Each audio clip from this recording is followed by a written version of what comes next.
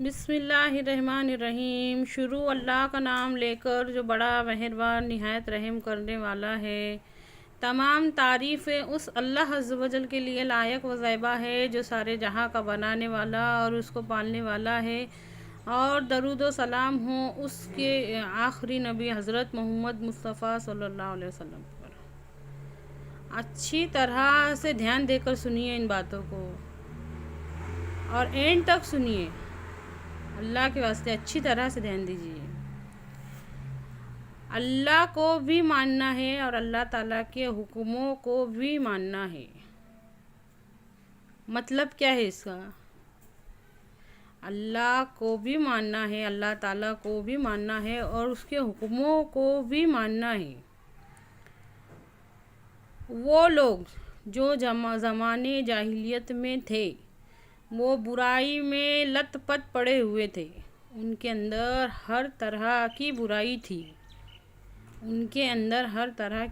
تھی، ہمارے نبی پاک صلی اللہ علیہ وسلم جب کلمہ حق لے کر کھڑے ہوئے، جب دعوت حق لے کر کھڑے ہوئے، تو جو آپ صلی اللہ علیہ وسلم کی دعوت پر لبیک کہتا، آپ صلی اللہ علیہ وسلم کی دعوت قبول کرتا، اشہدو اللہ الہ الا اللہ و اشہدو ان محمد عبدہ رسولہ، میں گواہی دیتا ہوں اللہ کے سوا کوئی معبود نہیں، یا پھر میں گواہی دیتی ہوں کہ میں اللہ کے سوا کوئی معبود نہیں اور محمد صلی اللہ علیہ وسلم اللہ کے بندے اور ان کے رسول ہیں۔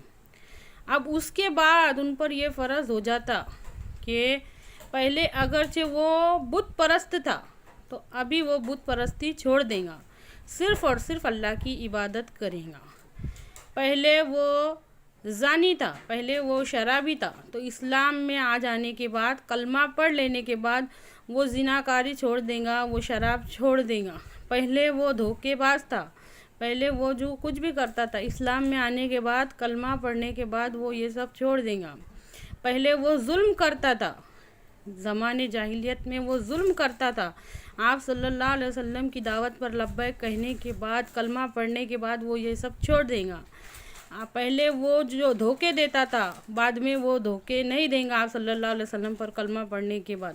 زمانے جاہلیت میں جو بھی برائی میں ملوث تھے، آپ صلی اللہ علیہ وسلم کی دعوت پر لبیک کہنے کے بعد، کلمہ پڑھنے کے بعد، ہر وہ برائی کو چھوڑ دیں گا۔ اچھی طرح سے سمجھیے اس بات کو، اس ڈیفرنس کا، اس فرق کا، یہ جو فرق ہے اس فرق کا نام اسلام ہے۔ پہلے لوگ جو زمانے جاہلیت میں تھے، آپ صلی اللہ علیہ وسلم کے دعوت پر لبیک کہنے کے بعد، حق کا کلمہ پڑھنے کے بعد وہ یہ سب چھوڑ دیں گے۔ ہمارا کیسا ایمان ہے، اللہ رحم کرے ہمارے اوپر۔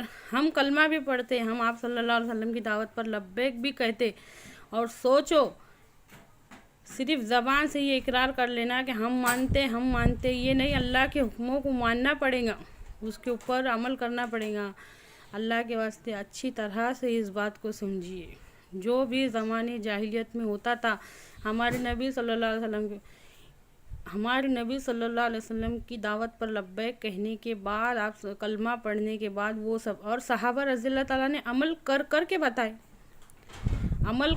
کے بتائے، برائی کو بھلائی میں بدل کے بتائے، آج ہمارے اندر وہ پاور نہیں ہے، اللہ کے واسطے بات پر دھیان دو۔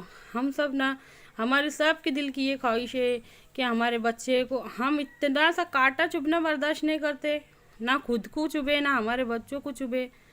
اچھی طرح سے سمجھو، عمل کے اوپر غور نہیں کرتے، ہمارے عمل کیسے کافرانہ عمل ہے، اللہ کے واسطے غور کرو۔ یہ فرق تھا اسلام کا، غور کر کے دیکھو، سیرت النبی صلی اللہ علیہ وسلم میں غور کر کے دیکھو، ان لوگوں کا یہ عمل تھا، صحابہ رضی اللہ تعالیٰ نے کا اور ہمارے نبی کریم صلی اللہ علیہ وسلم کا یہ عمل تھا کہ قرآن پاک کی 10 آیتیں تلاوت کرتے، پھر اس پہ عمل کرتے، جب تک عمل نہ کر دیتے باقی کا نہیں پڑھتے تھے قرآن، پہلے عمل کرتے 10 پہ، اس کے بعد میں دوسری آیتیں پڑھتے۔